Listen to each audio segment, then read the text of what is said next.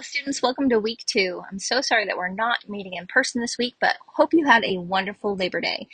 Here's my presentation for this week 2 lesson.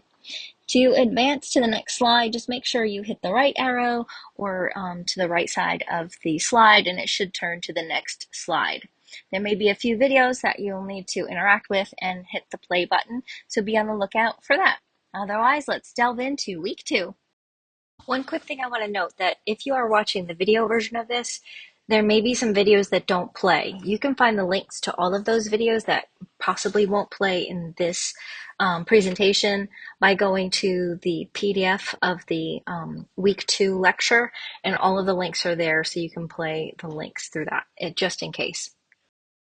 The first thing we need to do is talk about how we see. So it's important to understand that vision starts with light. Right now, tiny packets of energy called photons are bouncing off everything in this room and in the screen you see before you, streaming into your eyes. It doesn't matter if the photons come from the sun, a lamp, or the screen in front of you, they're all carrying information about the world. When they enter your eyes, they kick off a chain reaction that your brain turns into images. So every time you look around, you're actually catching millions of invisible messengers of light. Those little photons are the starting point of an amazing experience we call sight. It is made up of tiny energy packets called photons. They move crazy fast. They are the fastest things in the universe. Photons are cool because they can act like tiny particles and like waves, kind of like they can switch personalities. Now here's how we see things. Imagine you're bouncing a ball against a wall. Some of the ball's energy is absorbed by the wall, but most of it bounces back to you. Light works in the same way. When photons hit an object, some of the light gets absorbed and some of it bounces off. The ones that bounce off travel straight to your eyes, and the ones that let you see the object. So every time you look around the room, think of light like millions of invisible ping pong balls bouncing off everything and racing into your eyes.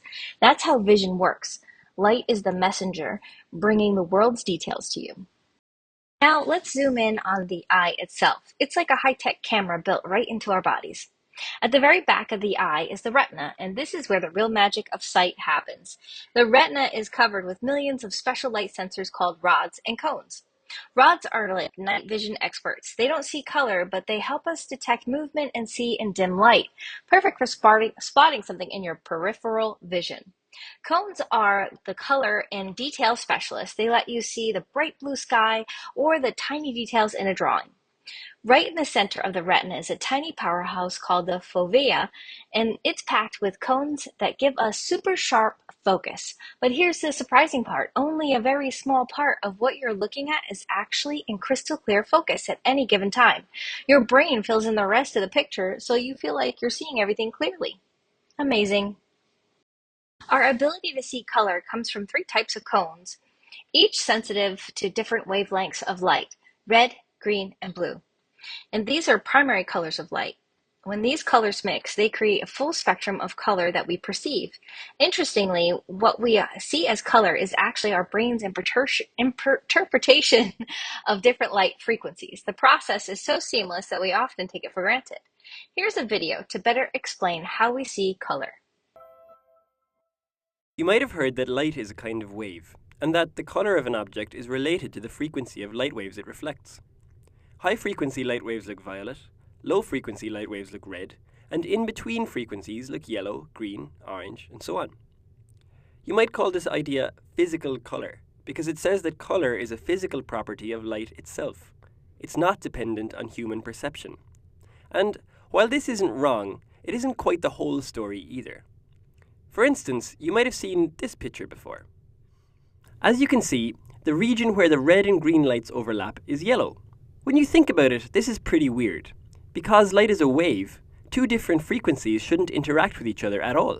They should just coexist, like singers singing in harmony. So, in this yellow-looking region, 2 different kinds of light waves are present. One with a red frequency and one with a green frequency. There's no yellow light present at all. So, how come this region, where the red and green lights mix, looks yellow to us? To understand this, you have to understand a little bit about biology, in particular, about how humans see color. Light perception happens in a paper-thin layer of cells, called the retina, that covers the back of your eyeball. In the retina, there are two different types of light-detecting cells, rods and cones. The rods are used for seeing in low light conditions, and there's only one kind of those. The cones, however, are a different story. There are three kinds of cone cells that roughly correspond to the colours red, green, and blue. When you see a colour, each cone sends its own distinct signal to your brain. For example, suppose that yellow light, that is, real yellow light with a yellow frequency, is shining on your eye. You don't have a cone specifically for detecting yellow, but yellow is kinda close to green and also kinda close to red, so both the red and green cones get activated, and each sends a signal to your brain saying so. Of course, there's another way to activate the red cones and the green cones simultaneously, if both red light and green light are present at the same time. The point is, your brain receives the same signal regardless of whether you see light that has the yellow frequency or light that is a mixture of the green and red frequencies. That's why, for light, red plus green equals yellow. And how come you can't detect colours when it's dark? Well, the rod cells in your retina take over in low light conditions. You only have one kind of rod cell, and so there's only one type of signal that can get sent to your brain, light or no light. Having only one kind of light detector doesn't leave any room for seeing colour. There are infinitely many different physical colours, but because we only have three kinds of cones, the brain can be tricked into thinking it's seeing any colour by carefully adding together the right combination of just three colours, red, green, and blue. This property of human vision is really useful in the real world. For example, TV manufacturing. Instead of having to put infinitely many colours in your TV set to simulate the real world, TV manufacturers only have to put three, red, green, and blue. Which is lucky for them, really. Digital camera versus the human eye. Many people compare the human eye to a camera, and while there are similarities, there are also very big differences.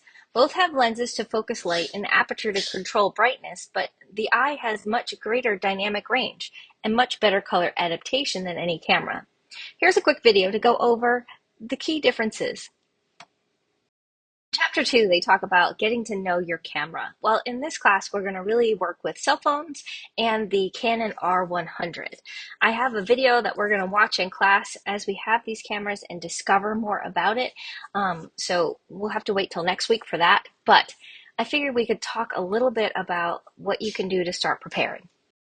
The first part of the chapter goes over shooting in auto mode, which, we'll probably do a little bit of that in the beginning, but for the most part, we're going to be shooting on manual mode. But it's good to know what all the modes do, just in case you need something really quick. So before you know what you're getting yourself into, if you are concerned about missing a shot, but you need to capture everything, then go ahead and switch it into auto mode and get the shot and compose it the way that you'd like. You don't want to miss something, like when I'm in a wedding. You don't want to miss something because you're struggling with either seeing outside because it's too bright and you can't tell what settings you need, or if you're unsure of how to read the camera in the beginning, sometimes this can be a good crutch so that you can get the shot that you want, but you don't lose out on getting the shot at all. However, I shoot almost everything in manual mode and never shoot in auto mode. Think of auto mode as your own personal camera assistant. You don't have to memorize a bunch of buttons or settings. Instead, the camera does all the tricky math for you, like deciding how bright the picture should be, how much should be in focus, and even whether the flash needs to be popped up. Why is this kind of cool? Because it means you can skip the complicated stuff at first and focus on the fun part, actually taking pictures.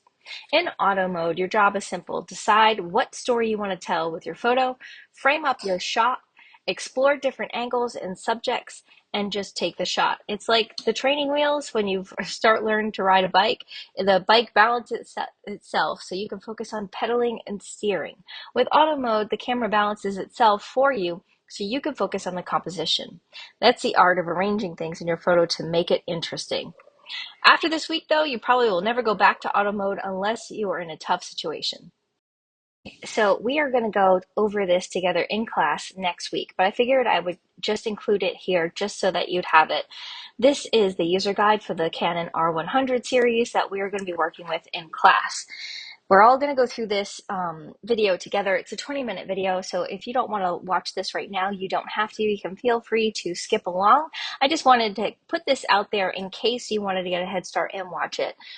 You figure you can't watch this thing too many times and it not be a good thing. So I figured I'd put it out there. But next week, we're going to watch this together in class with the cameras and have a little fun. So how the camera processes the image and what we do with the images in Lightroom, that's the next step of what we're going to be learning today. And just to go over how the camera processes the image, I figured I'd pull a video that shows you exactly what's happening in full detail. So here you go. Next, I want to try and talk about lens focal length. And this can be tricky sometimes for new students to grasp in their heads, and that's okay. It's kind of the norm, the way that this works. But imagine you're at a football game and you're sitting way up in the stands and you can take a picture of your friend on the field. If you use your phone's normal camera settings, your friend looks tiny, and that's because your camera is using a short focal length, which can see a wide area, but everything looks small. Now, what happens when you zoom in? Suddenly your friend fills up the picture, but you lose a wide range of the whole stadium. That's called the focal length. And the zoom of that when things are farther away, but the picture still shows a smaller slice of the scene. So here's the trick. A shorter focal length is going to be a wide view. A medium focal length is going to be a natural view, and a long focal length is going to be a zoomed in view, like binoculars or in a telescope. Here's another way to picture it. Think about pizza. A short focal length is like ordering the biggest pizza ever. You can share with tons of people, but each slice is smaller. A long focal length is like having one slice all to yourself. It looks bigger, but you don't get the whole pizza. So wherever you hear focal length, just think, how wide is my view? Here's a video about focal length, and it'll give you a better idea of focal length. Now, the next part of this presentation is going to go over compositioning and helping you come up with more compositioning techniques. Last week, we talked about the rule of thirds, which is an awesome composition technique and can't be reviewed enough, I believe, but there's a few more. Take a look at this shot example. This is an example of framing. So that tree is framing that building. That's one composition technique that I want you to try and use within your shots. So that's one. We're going to play a video in the next slide that's going to go over 4 simple rules to really enhance your compositioning techniques when you're taking an awesome photo. Okay, so here's a quick 15-minute video that will help get your photos up to the next level or give you some tips and tricks. This is on iPhone, so if you don't have one of those, feel free to skip this next slide with the video, but this one is really handy for anyone that wants to improve their iPhone photography. Okay, in this week's exercise, I'm going to have you shoot red and round objects. So if you are in my CO2 class, which is a Monday only class, you're going to be shooting this from home and trying to find red and round objects. Now you have the entire week to do this. It's not like you have to do it all at one time. You can be shooting a little bit. I want you to try to get as many images that you can and then upload your favorite 10 images to Lightroom and share those with me.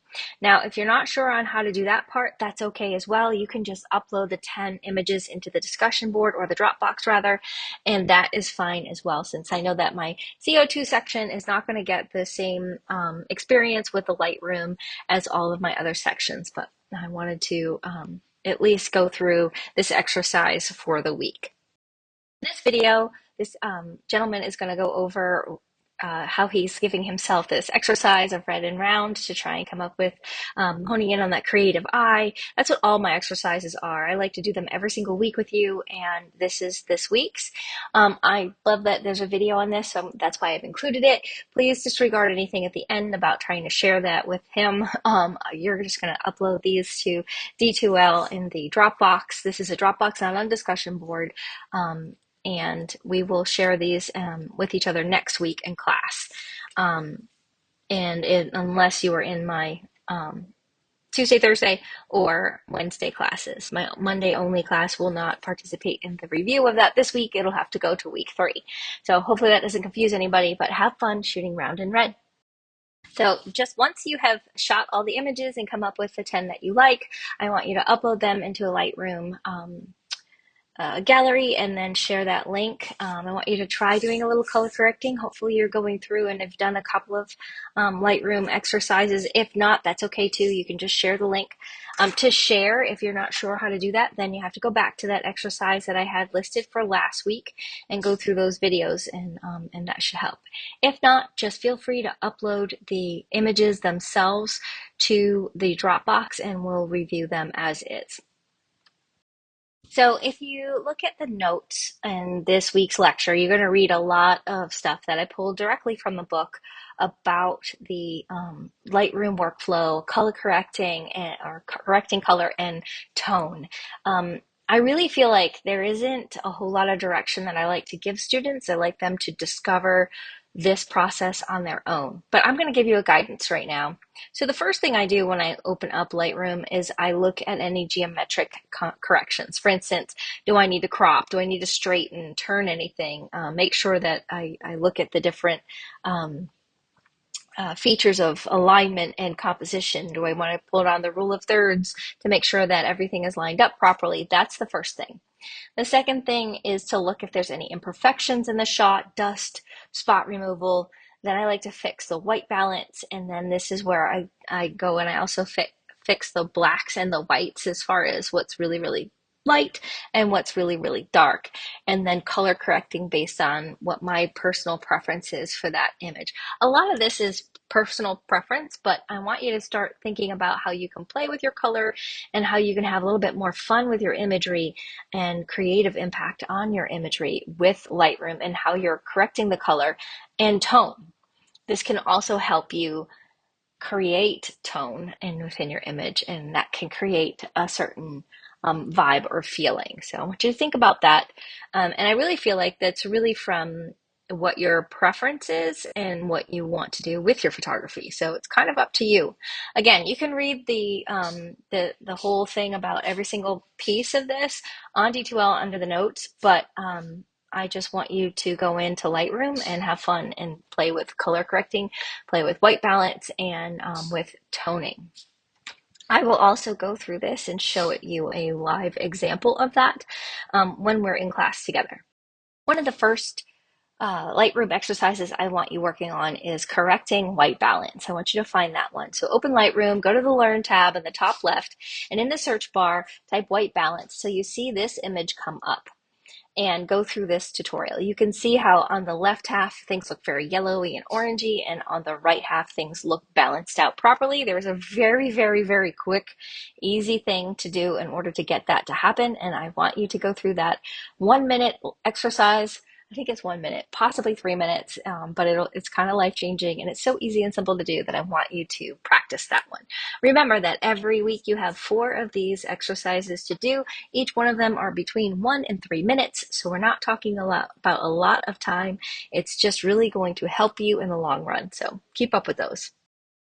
In addition to that white balance exercise, I want you to look for color grading and beginner and color grading intermediate. I want you to do a few from that. So 2 of each would be great along with that Lightroom. Yes, I know that's probably a total of 20 minutes of your time, but it's 20 life-changing minutes. So once you get these basics down, you're going to have so much fun playing with this from here on out. So enjoy the process. All right, so your homework and it's not homework like it's due next class, it's due September 10th, so you have a little bit of time on that. It's watching this video. It is a little dated, I'm sorry about that, but it is so relevant to photographers and understanding the background in photography. So I want you to write 100 thoughts, 100 words on your thoughts. I don't want to recap. I have already watched it a million times. I don't need to watch it again. What I want you to do is tell me your thoughts and impressions. What maybe changed your perspective on some things as you were watching this? That's what I really want to know. It's just 100 words. Come up with your thoughts, and you should have fun getting a little deeper into photography with watching the photographers. So we will open this up and go over this in class, but just to go over this, the first shooting assignment is called Elements and Principles. And if you have gone through Design 1 class, you have gotten a little bit of this. Um, but if you haven't, you can go on D2L and look under week 2, and you'll see the intro to the Elements and Principles PDF, which will have examples of all of the types of things underneath them. Basically, every photo you take has elements and principles in them, so it's really hard to go wrong in this. You want to try and get 30 different examples of different ones. So one could be focused on color, another one could be focused on shape and line and texture and value and all of those different things. Make sure you review that. I will review it again with you on week 3, but to give yourself a little bit of an advanced jump on that, since we're not meeting in class for my CO2 section, I want you to look at that yourself. So make sure you look at those. Now, you don't have to shoot every single one of them. You just have to have 30 images, and you've got to have them organized and labeled and uploaded by the deadline. I forget exactly when that is, so CD2L for the deadline on that. If anybody has additional questions or is worried or thoughts, concerns, let me know. Questions, thoughts, concerns, let me know. I do have another section of photography on Wednesday if you would like to come to that class because you didn't get to on Monday because of the Labor Day holiday. Just join us. It's the same time as your Monday class, but it's on Wednesday, and we only have the same things. If that at all helps you, you're more than welcome to participate in that class as well. If you have any questions, please feel free to send me an email or text me, and I will be happy to help you with anything that you need. Have a great week.